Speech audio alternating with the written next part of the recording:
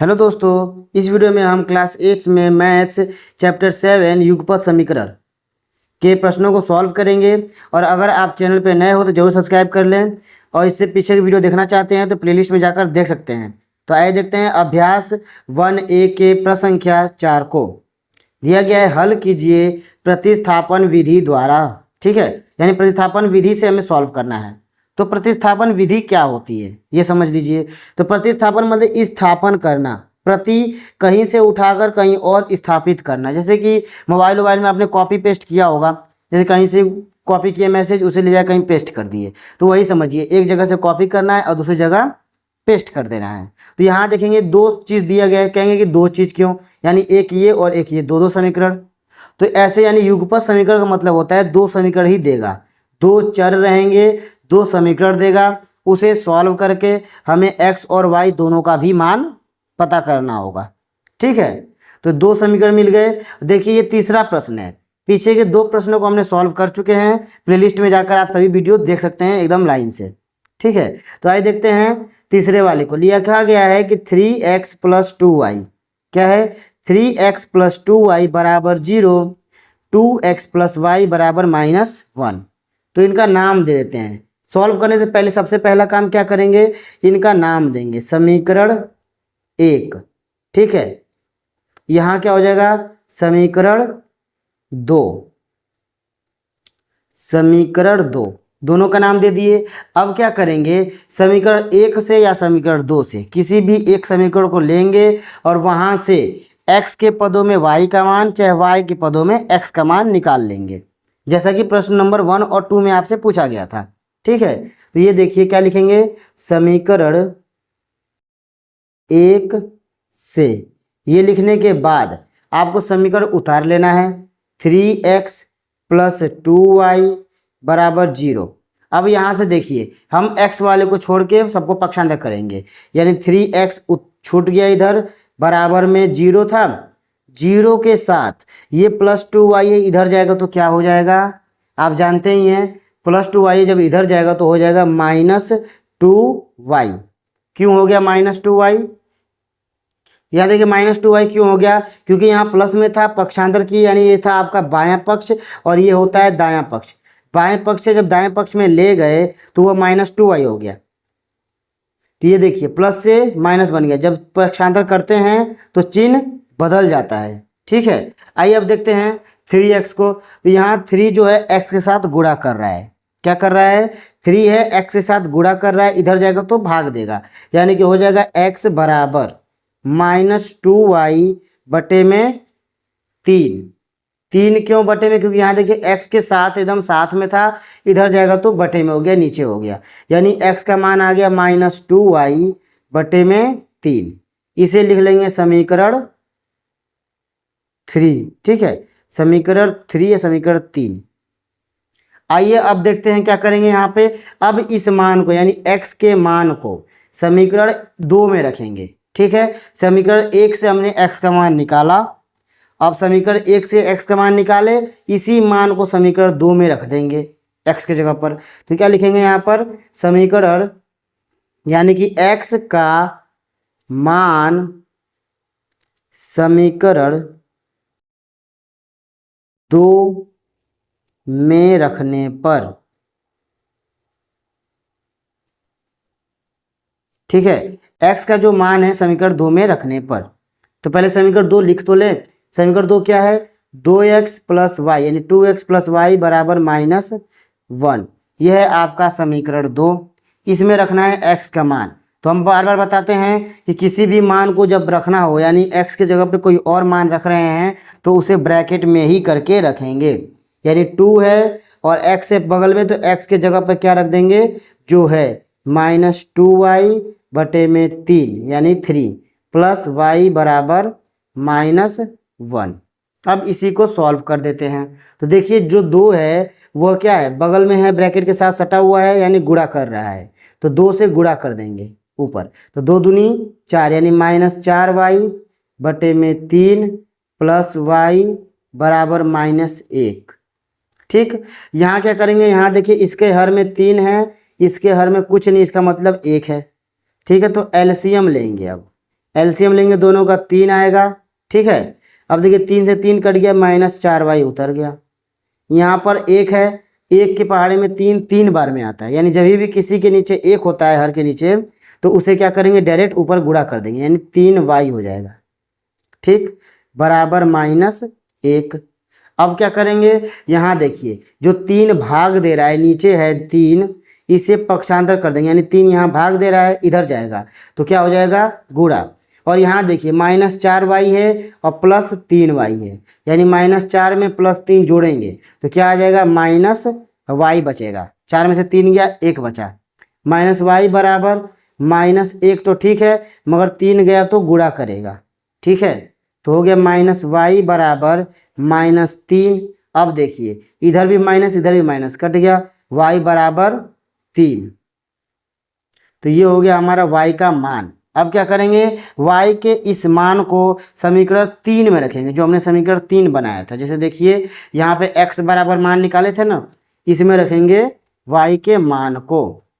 तो क्या लिखेंगे, y का मान समीकरण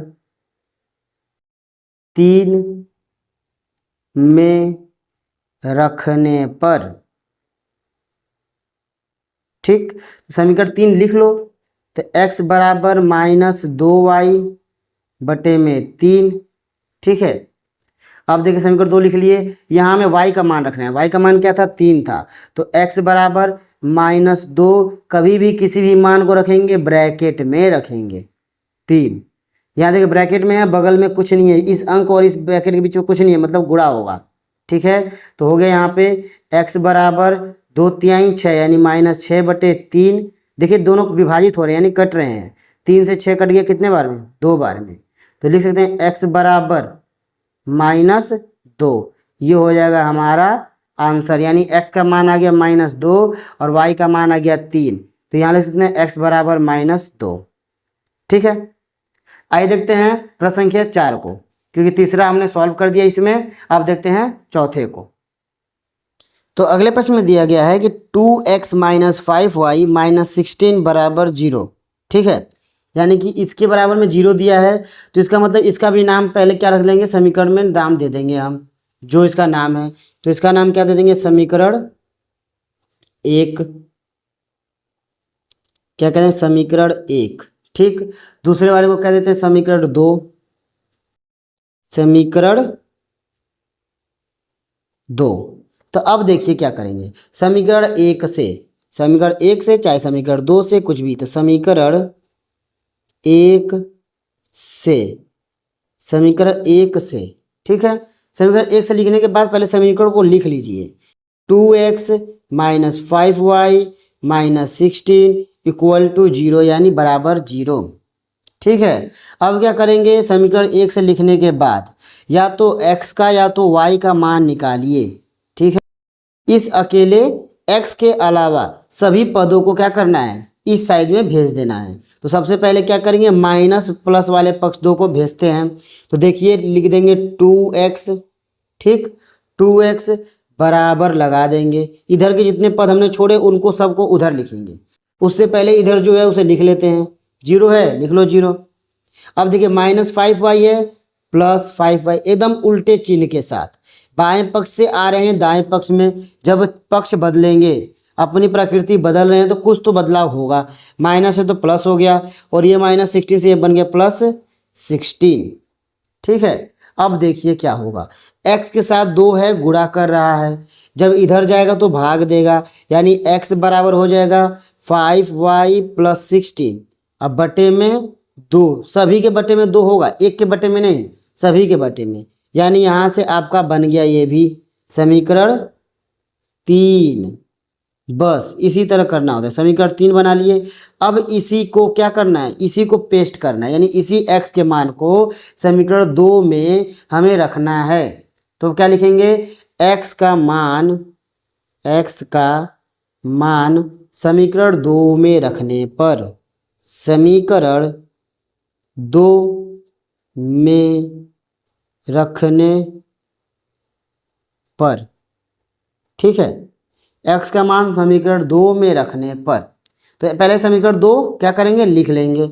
समीकरण 2 क्या है, 3x प्लस 4y, ठीक है, माइनस 1 बराबर 0। 3x प्लस 4y माइनस 1 बराबर 0 समीकरण 2 है।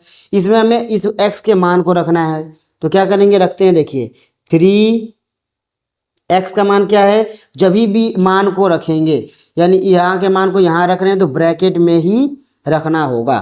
तो इसके मान को x की जगह पे जो भी रखेंगे वो ब्रैकेट में, 5y प्लस 16/2, ठीक, प्लस 4y माइनस 1 बराबर 0, ठीक है। अब देखिए 3 से मल्टीप्लाई कर देंगे, क्या कर देंगे, 3 से मल्टीप्लाई यानी गुणा कर देंगे। तो देखिए 3 5 जा 15, y 16 3 जा 16 3 जा क्या होगा 48, ठीक है, 16 3 48 यानी 48 अपॉन 2 प्लस 4y माइनस 1 बराबर 0। अब क्या करेंगे, तो हम लोग इस 2 का एलसीएम लेंगे, यानी सभी के पदों में देखिए इनके बटे में नहीं है कुछ भी, तो एलसीएम लेके सबको एक समान कर लेंगे, 2 हो गया, ठीक है। अब देखिए क्या होगा यहाँ पर, तो जो 15y है, ठीक, 15y प्लस 48, तो यहाँ क्या करेंगे, 2 है बटे में, तो इसको उसी तरह उतार लेंगे क्योंकि इन दोनों के बटे में 2 है और 2 यहाँ भी है, 2 से 2 कट गया, 1 बचा, और इन सबको उसी तरह उतारेंगे। 15y प्लस 48 यानी 48, यहाँ देखिए 1 है तो इस 2 का ऊपर गुणा कर देंगे क्योंकि 1 से डिवाइड करेंगे 2 बार में आएगा, 2 का ऊपर गुणा करेंगे तो क्या हो जाएगा, 4 2 जा 8y, ठीक है, यहाँ हो जाएगा -2 बराबर 0। अब इस 2 को पक्षांतर करेंगे 0 की तरफ, यानी इस 2 को ले जाएंगे 0 में, तो यहाँ 2 क्या कर रहा है, भाग दे रहा है, डिवाइड कर रहा है, इधर जाएगा तो गुणा हो जाएगा, तो 0 के साथ 2 का गुणा हो जाएगा, तो 2 भी क्या बन जाएगा, 0 बन जाएगा।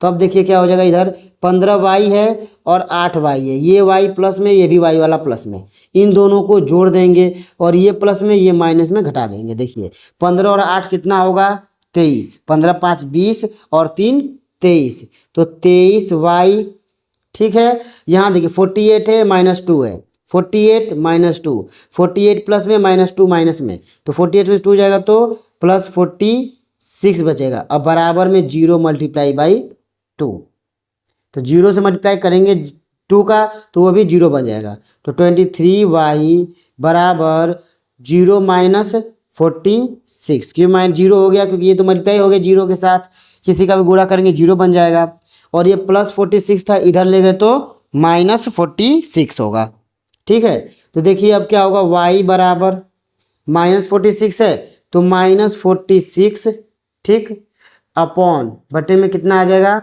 23 यानी कि 23, इन्हें कटा देंगे तो क्या हो जाएगा, देखिए 23 से कट गया 2 बार में, ये माइनस में ये प्लस में, तो आंसर आ जाएगा y बराबर -2, ठीक। अब इस मान को यानी y बराबर -2 को किस में रखेंगे, समीकरण 3 में, तो क्या लिखा जाएगा यहाँ पर कि y का मान समीकरण 3 में रखने पर